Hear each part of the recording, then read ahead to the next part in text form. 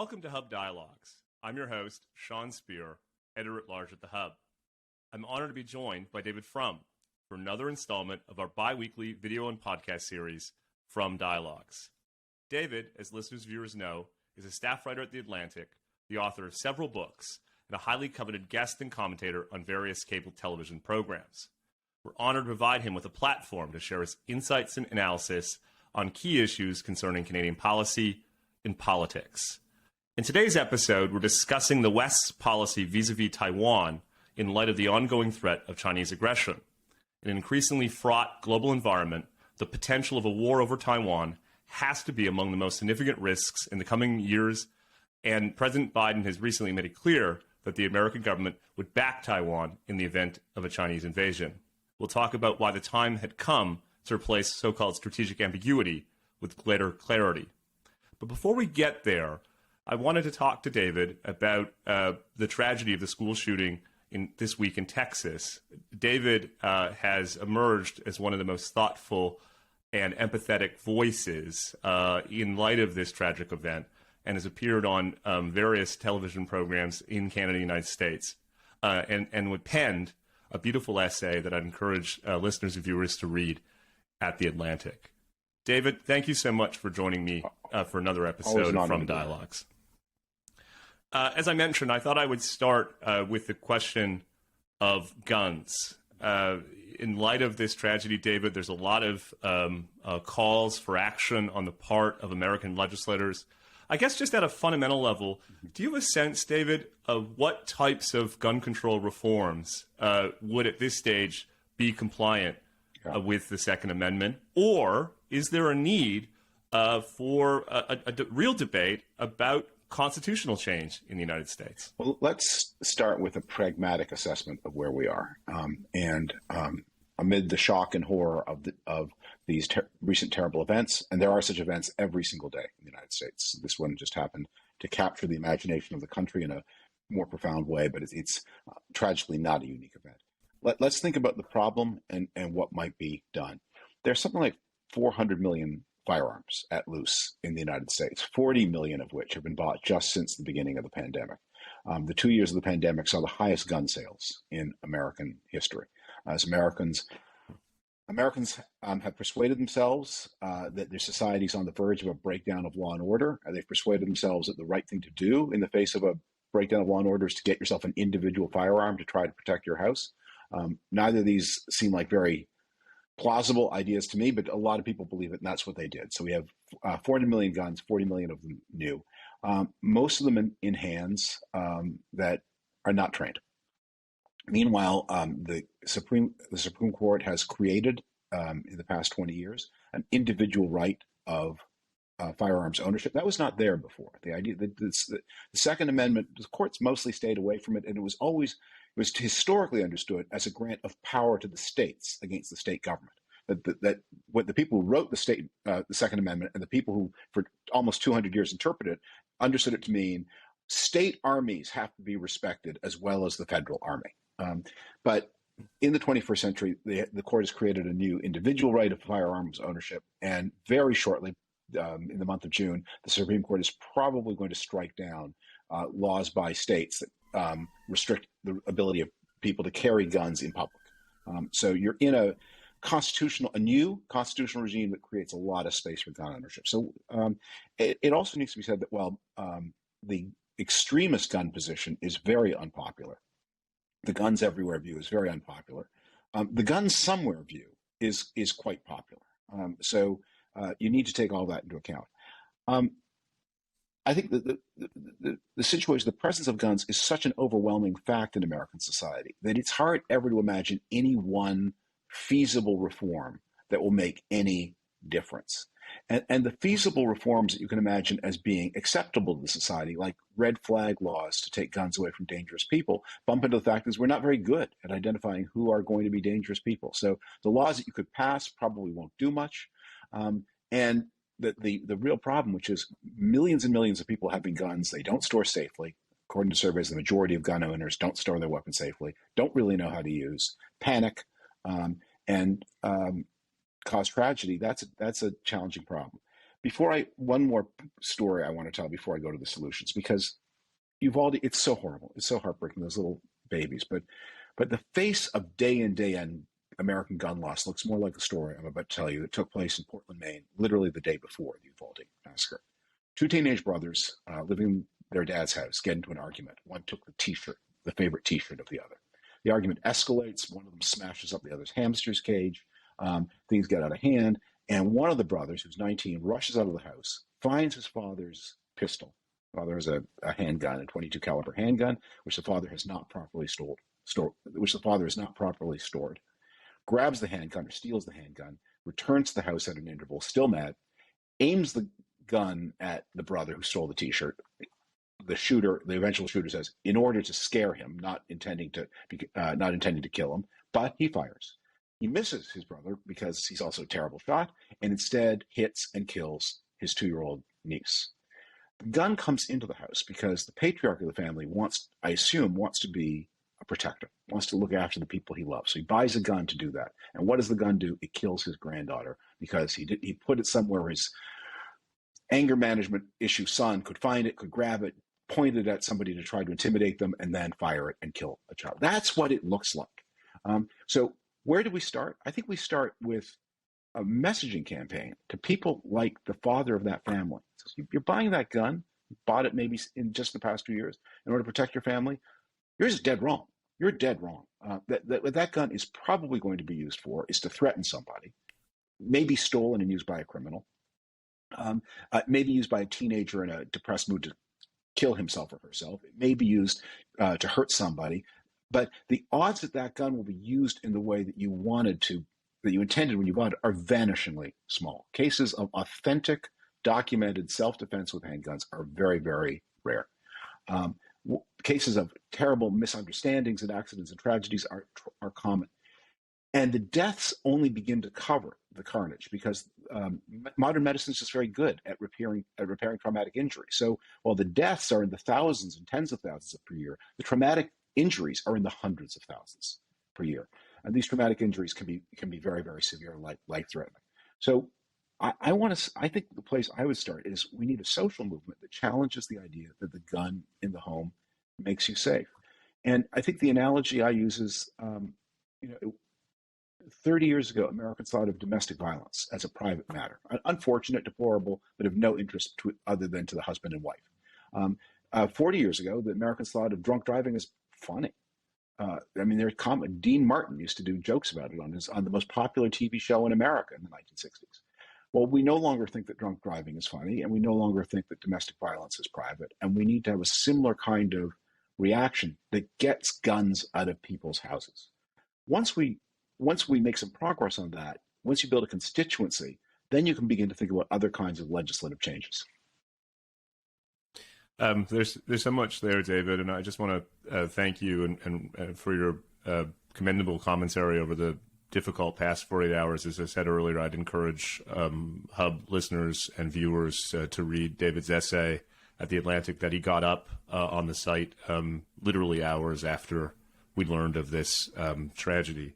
David, if it's okay with you, I propose we move to what we were planning to talk about today, which is another essay that you wrote for The Atlantic about President Biden's recent affirmation of America's preparedness to defend Taiwan. Let's just start with a bit of background. What was the origins and basic premise of American policy of so-called strategic ambiguity, and why do you think the time has come to replace it with a clearer message in the face of growing Chinese assertiveness? Well, the phrase strategic ambiguity is itself ambiguous because it refers to two different concepts or commitments. The first was that when the United States pivoted from recognizing Taiwan as the legitimate government of all of China to recognizing Beijing as the legitimate government of all of China, it struck a kind of deal with the Chinese and with the Taiwanese, which is there would be this fiction of one China, that the government in Beijing was the proper lawful sovereign of all of Chinese territory, including Taiwan. But the government in Beijing wouldn't act on that power, and Taiwan would be allowed to govern itself democratically or increasingly democratically. It's been a democracy since the late 1980s. And that China would not interfere. So the first ambiguity, and this imposed duties on everybody. Taiwan had a duty not to declare independence. Beijing had a duty not to enforce its authority by force. The United States had a duty to pretend to recognize Beijing's authority over Taiwan. For that reason, for example, the American office in Taiwan isn't an embassy or a consulate. It's a business office. And the person who heads that office has a very nondescript title. They're not an ambassador, or I'm not even sure they're a diplomat. I think they're some kind of trade official. The second strategic ambiguity was the United States was then very hazy about what exactly it would do for Taiwan if Taiwan were ever attacked by the mainland. Obviously, the United States is ready and capable of defending Taiwan, but it never said so. And there's no formal agreement with Taiwan. Taiwan's not a sovereign. So this status quo prevailed from the late 1970s until very recently, but it's come under stress because China has behaved more and more assertively toward Taiwan. So China has begun breaking its side of the deal, which is, yeah, we are theoretically sovereign, but we're not going to exercise the sovereignty. As China has, they've done things like flown their ever larger air wings ever deeper into controlled Taiwanese airspace. They have war-gamed naval blockades of Taiwan. There's an intensifying barrage of cyber attacks on Taiwanese security. And they speak, the Chinese officials speak in more and more inflammatory ways against Taiwan, threatening war.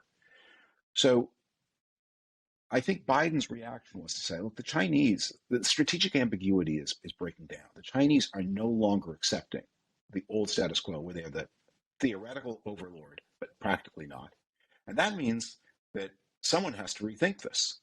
So there has been a kind of, and this is too long an answer to your question, but I'll stop in a moment. But there's been a kind of patronizing tone to the coverage of what Biden did. Biden has, over the past 9 months, 3 separate times, in almost identical language, said, I have a commitment to defend Taiwan. We will defend Taiwan. He's not gone beyond that, but and he's taken yes and no questions, and he's reaffirmed that his clarity. So there's been this coverage as if he's some like doddering old man, emitting random vagaries. Now, this is something he's obviously thought about. And I think the driving force is the change in the relationship between Beijing and Taipei in a way that's more asserted by Taipei and it's calling by Beijing, and that's calling for a new kind of American policy in response. You argue in the same essay, David, that the timing of President Biden's statement is well timed because China finds itself in something of a position of vulnerability. Do you want to outline your argument here for a minute? Yeah. So in 2019, then President Trump was talking to aides and said, if China attacks Taiwan, they're going to win. China's right next door. We're far away. What can we do? And there has been tremendous pessimism.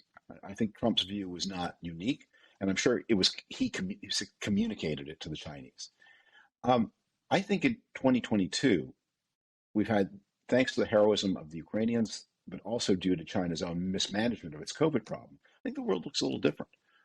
That the capabilities of a NATO-type army suddenly look a lot more impressive. If you're the Chinese, you have to say, would the Russian invasion of Ukraine have gone better if there had been 300 kilometers of water between Russia and Ukraine? Probably would have gone even worse than it did. And there are 300 kilometers of water between the mainland and Taiwan.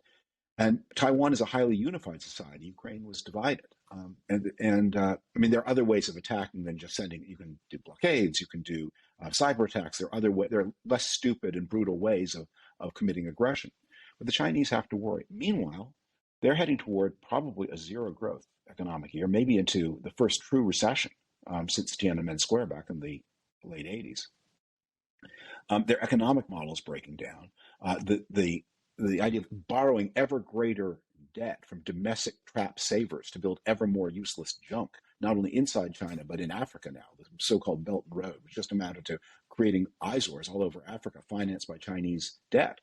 That model seems to be looking less robust. And so whether by design or by happy accident, Biden said, okay, if we're going to take a more forward position, not dramatically, but a little more forward, a great moment to do it is when China is feeling much less self-confident, much more anxious about its own capabilities than it did 3 years ago.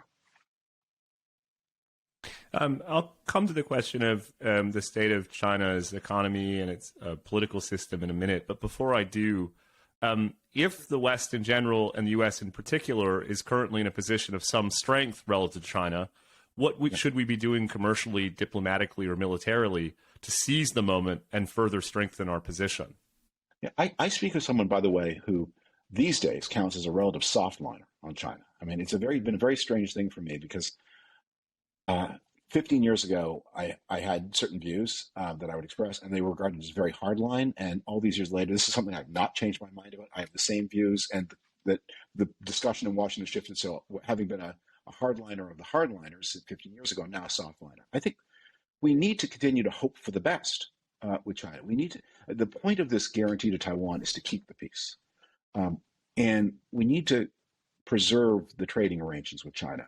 We need to not revert to protectionism. We need to understand, in my opinion, that the Chinese moving hundreds of millions of people from rural poverty to urban global middle class, it creates environmental challenges. That's one of the greatest things that's happened in the history of the human race. And people are the Chinese people, the world, everyone's so much better off as a result. We have environmental challenges as a result, but we'll be able to manage those, I hope. So I think we need to keep an open hand policy to China, always saying if there's going to be any quarrel, it's going to be because of you, not because of us. But we do need to protect our friends. And we also need to bear in mind that a lot of the nationalist aggression of the present constellation of forces in China comes about because of the increasing, I think, economic problems that China didn't have to speak so loudly. The leaders of China, in the days when they were delivering 10% growth and everybody was getting better off all the time, the regime proved its legitimacy by what it delivered in material benefit. So it's losing its ability to deliver rapidly improving material benefits to ordinary people. So it's offering the delusions of nationalism instead. So we have to be ready for that, but we should not be pushed toward an aggressive or Cold War posture. We need to continue to hope for the best with China. To that point, David, just over a year ago in an Atlantic essay entitled "China as a Paper Dragon," you argued that China's economy, politics, and society were more dysfunctional than a lot of voices in the West understood. As you put it then, Western leaders needed to recognize, quote, the very real limits besetting China, a fast-aging population, massive internal indebtedness, and a regime whose worsening repression suggests its declining popularity. Suppose a two-part question. One, why did so many analysts and commentators overestimate China? And two, why do you think they're wrong? Well, the propensity to overestimate authoritarian regimes goes back a long way, and it is part of the healthy self-criticism of democracy. That we always think, whether it's the Kaiser's Germany, whether it's the triumph of the will problem, that the authoritarian regime masses people in blocks and puts on a show, and everybody thinks this regime must be really powerful. And our society looks so disorganized, so sloppy, it's full of squabbling and chaos and disagreement. So we feel and look weak. But democracy is actually a very we've been doing this since the American Civil War. We've been putting autocratic regimes to the test against democratic regimes. And the democratic regime, after a lot of blundering at the beginning, because democratic regimes are peaceful, always wins. And it wins because ultimately it can tax more. Ultimately, it can invent more. It can tax more because it begins with consent. And if the leaders are in a conflict where they have won the consent of their people, they can extract enormous sacrifices from their society. And that's one of the big surprises always in these conflicts. The Ukrainians can say, every man of military age must serve. And most of their men say, okay. The Russians try a draft and their people run away because the Ukrainians, they're fighting to defend their homes, but they also have democratic consent and people comply. So I think that's something we get distracted by. And I think there's also been a tendency in American debates to say, if there's something you want done, and maybe it's a good thing, like you want to send a man to the moon. So how do you say, why don't we just spend a lot of money to send a man to the moon? That seems dumb. Well, the Russians might do it first. Oh, okay, then I guess we have to. So when you want to do some things, and good things, like improve science and math education in the school, or invest more, get people to save more, you invoke the danger from abroad as a way to win a policy debate. So there, and no one wants to be the person that says, you know, well, I don't know that these guys are really so tough as all that, because if you're wrong, you look really bad. Remember, mistakes on the optimist side always do you discredit. Mistakes on the pessimist side, you can always get away with. So I think that's a lot of where it comes from. And I think more seriously, there's been a tendency to believe things that are written Chinese economic. If something's in writing, we believe it, and we don't ask where this number come from. What does it represent?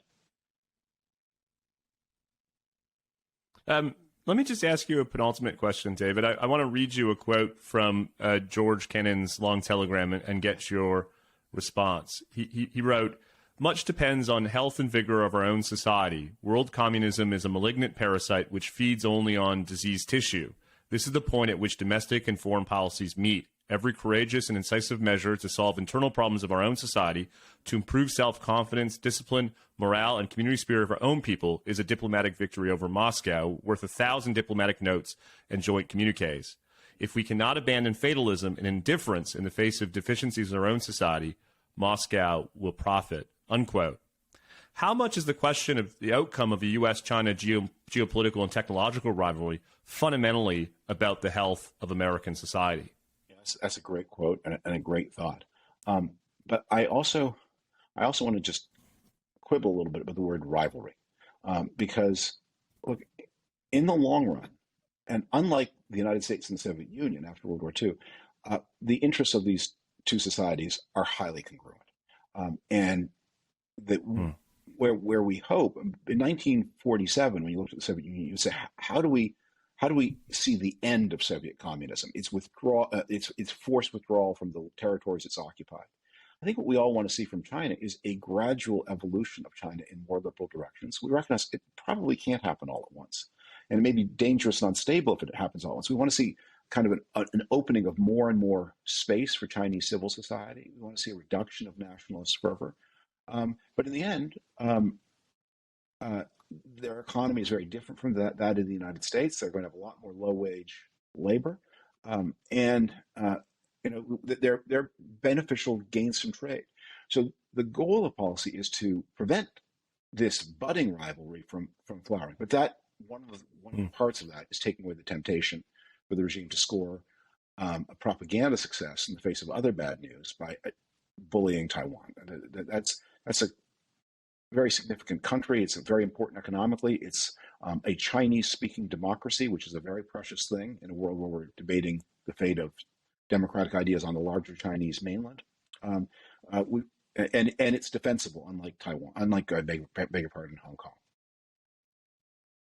Just one final question, David, just to bring it back home for a minute. With all of these huge geopolitical issues in play, what should Canada be doing? I mean, it's notable that just this week, Canada was excluded from the Indo-Pacific Economic Framework for Prosperity between the U.S., Australia, New Zealand, India, Singapore, Japan, and South Korea. What must Canada do to put itself back on the radar of the United States and others? Well, Canada first has to begin. This is not a crucial thing, but it's the price of the admission ticket. Have a meaningful defense capability. You have to have something to contribute if you want to join the dialogue. This is not ultimately a military problem, but military capability is how we sort out who we are going to hear from on all of these other questions. I think Canada has its own very important relationship with China, flows of investment, flows of people-to-people contacts. But yes, so start with a meaningful defense capability, hit the 2% target, try to get a little above it. And then Canada can be a voice at the table for some of the other aspects of this relationship, including the environmental. One of the things I said in that article that you quoted is, sorry, this is a different article in the Atlantic, that right now China's electricity use for air conditioning alone is equal to the entire electrical consumption of all of the 5 boroughs of New York. And China, on its present trajectory, is going to double its air conditioning use over the next 10 years. So they're not going to go without air conditioning, obviously. So we have to find some way of working harmoniously together to ensure that as China meets its people's needs for a rising standard of living, which are going to involve more electricity, that we are all working together to encourage China to generate its electricity in green ways. And there's some sanctions, including, that access to markets in the West will depend on cleaning up its environmental act. And Canada there can only have leverage if it's part of a larger bloc, and ideally a NAFTA bloc where the United States, Mexico, and Canada together work out some emissions standards that are three-way. And then you say, well, here's the largest economic bloc in the world, and we have a deal with the European Union, which is also an enormous economic bloc. This is the price of carbon if you want to play in the fully developed world. And China, you have to start paying that price, or else you won't have full access to our markets. Well, David, like every 2 weeks, there's so much there for our listeners and viewers, from tragedy in Texas to thinking big picture about Taiwan and Canada's relationship to China. I want to thank you for another episode of From Dialogues, and look forward to catching up in a couple of weeks. Thank you.